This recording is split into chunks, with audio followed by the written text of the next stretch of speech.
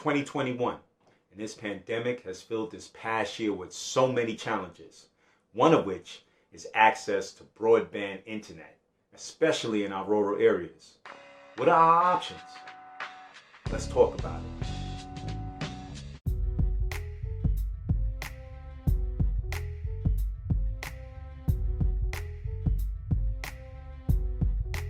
Welcome back to the channel. First, let me say I am humbled and ever so grateful for those of you who have watched my videos, liked my videos, and subscribed to my channel. I hope that those of you who have needed help have found some of my content helpful, and I hope that those of you who know way more about this stuff than I do has at least found my content entertaining. With that, let's talk about the state of rural internet this year. Now, getting decent internet in rural areas has always been a challenge. This past year's pandemic has only highlighted how much of a challenge it's been and how important it is to have internet access everywhere. I will say this past year has also shown some strides to improving internet access in our rural areas. You have a couple of our major cell carriers that are now offering home internet via their LTE networks, and as they're improving their 5G networks, that's only going to get better. Not everywhere. Certain areas have access to broadband via LTE directly from the carrier. You have Starlink, which is SpaceX's answer to satellite internet, improving on the old standard with high latency and data caps and slower speeds. Starlink, which is now in its beta, has shown some promising results. There are a bunch of videos on YouTube for you guys to check out, people unboxing and setting up, and very happy with the results. And keep in mind, it's only in its beta. So there are definitely things that they're working out, some kinks that they're working out, but it's only going to improve from here. And of course, for areas like myself that those options are still not available in yet, you have to come up with some crafty ways to get decent broadband at your house. And we're going to talk about all of that. Okay, but listen up. I'm going to break it down. Let it be broke. Can you dig it? It's done. Okay, we got Verizon that are offering their home LTE internet in certain areas. In about early 2019, they started offering their home 5G internet, and it's been quiet ever since the initial offerings. They opened it up in a couple of markets, and I haven't heard anything about it. I've seen maybe one video on YouTube where somebody actually tested out the service, but then it's been quiet. You don't hear any advertising from the company or anybody that actually has their 5G internet. But their home LTE internet officially launched last year. Again, in limited areas. About 2 miles away from me, they started advertising it about 3 months ago. And of course, when I called up, they said it's not available in my area. Those of you that have it, I'd love to hear from you and let me know how that's working out for you. I actually use Verizon LTE for my home internet, but not officially through Verizon. So those of you that have their official service, let me know how it's working out for you, how the device works out for you. I'd love to hear from you guys. Now we got T-Mobile. Now this one has become very popular. I know a few people that have it. Again, T-Mobile doesn't have a great signal in my area, so this is not available to me. But those of you that have it, I've seen some reviews and you seem very happy with the service. Now they have the LTE service that they've had for a little over a year, and now they are sending out a new 5G modem for you to take advantage of their 5G spectrum. I've seen mixed results in the videos I've watched with their 5G service. Some have gotten LTE speeds, some have gotten better than LTE speeds with their new 5G modem that T-Mobile has sent them.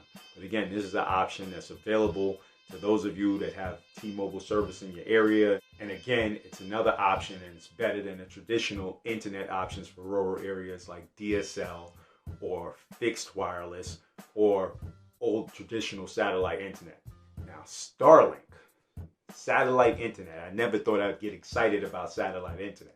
Starlink seems to be something of another animal. Now, from all of the videos I've watched, I've seen some great speeds.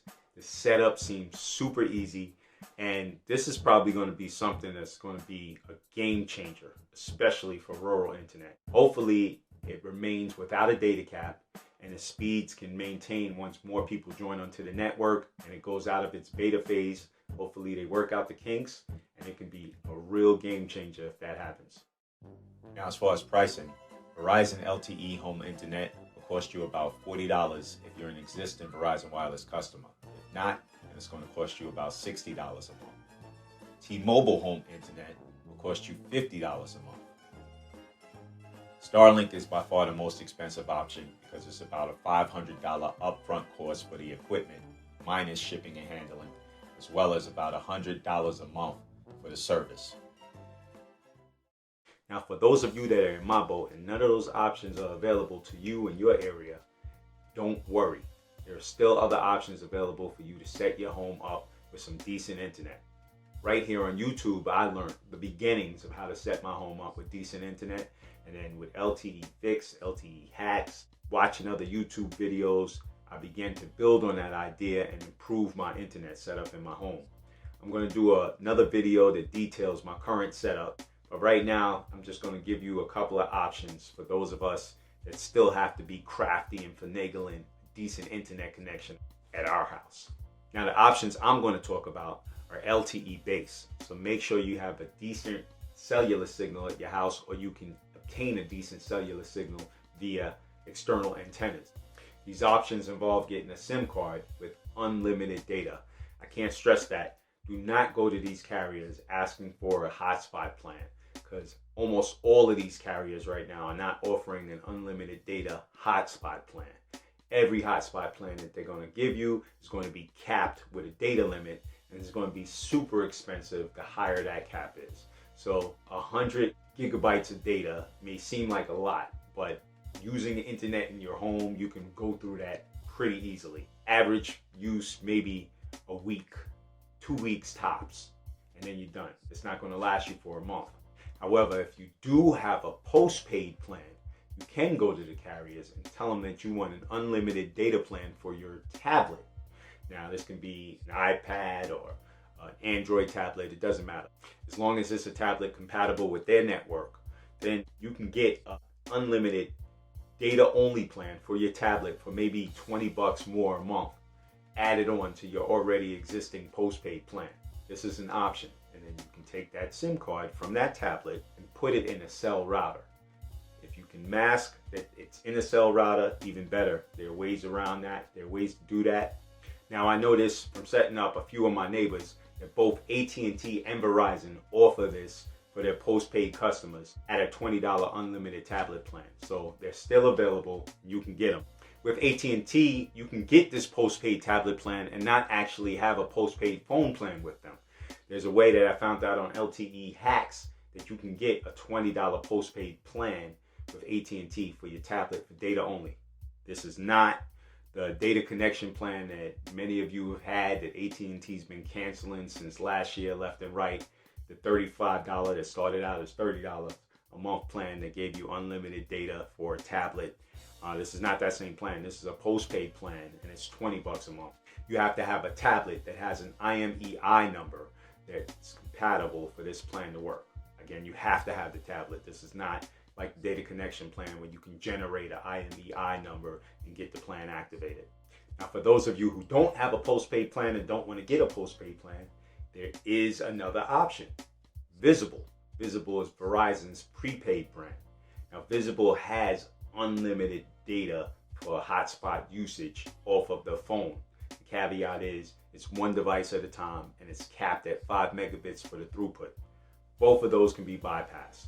You can take the card out, put it in a MoFi or another device that allows you to have time to live settings that you can adjust, and you can adjust some of the other settings and bypass the 5 megabit throughput. So it can be done. Again, I have a neighbor that is doing that right now that I help set up.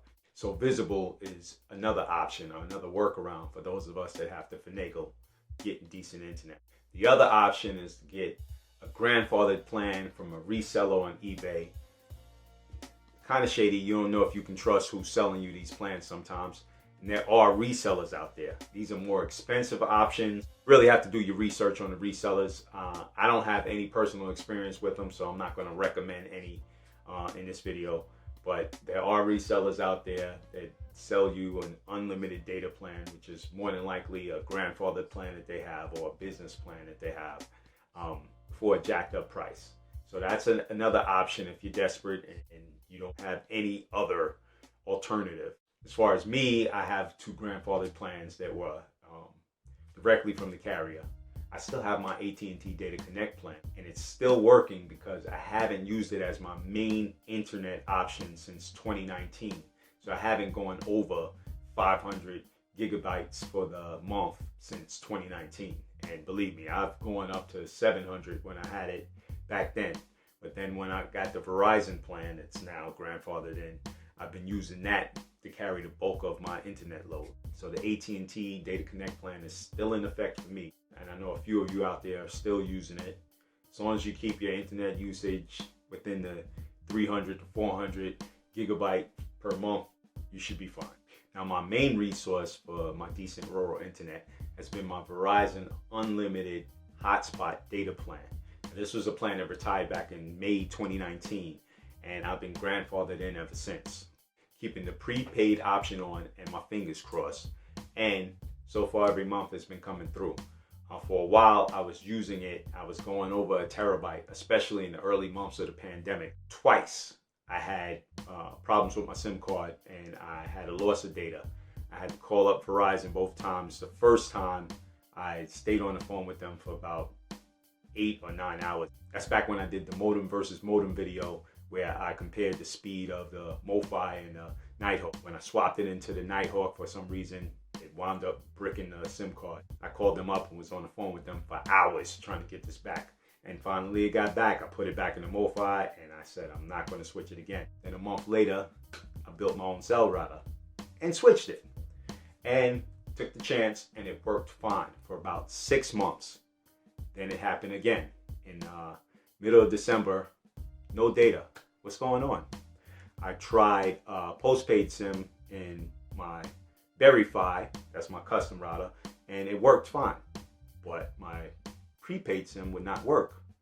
I put it back in my MoFi and it worked. Verizon has my grandfathered plan tied to the IMEI of my MoFi. They allowed SIM swapping when this plan was still active, but now that the plan is not active, I guess they reneged on that. So in order to keep my internet, I had to put the SIM card back into the MoFi. Still have my Verizon, and possibly I might get a visible SIM card activated and use that. I might just wait for a better option to come out and make another build. Who knows? But right now, I'm back to using the MoFi, and I still use the Nighthawk for AT&T. So even though rural internet is still a challenge for many of us, the future looks bright. I pre-ordered Starlink. As soon as it's available in my area, I'm going to do the unboxing. Well, maybe not the unboxing, but I'm going to test it out for you guys and make a video and show you how well it performs. They say late 2020, mid to late 2021 is going to be available in my area. My address wouldn't even come up on the Starlink website. I had to use one of those Google drop pins, where I forgot what it's called, a plus code, a Google plus code, just to bring up the service for Starlink. So I pre-ordered it. When it's available, they'll let me know and I'll show you guys as soon as I get it. Right now, I got to live with what I came up with, and hopefully you guys can come up with something. Hopefully this will help you come up with something until something better comes along and something better is available to you. So with that, thanks for watching. Don't forget to hit the like button, and I'll see you next time. Thanks for watching, and have a good one. I'm here to help. Thank you. You've been helpful.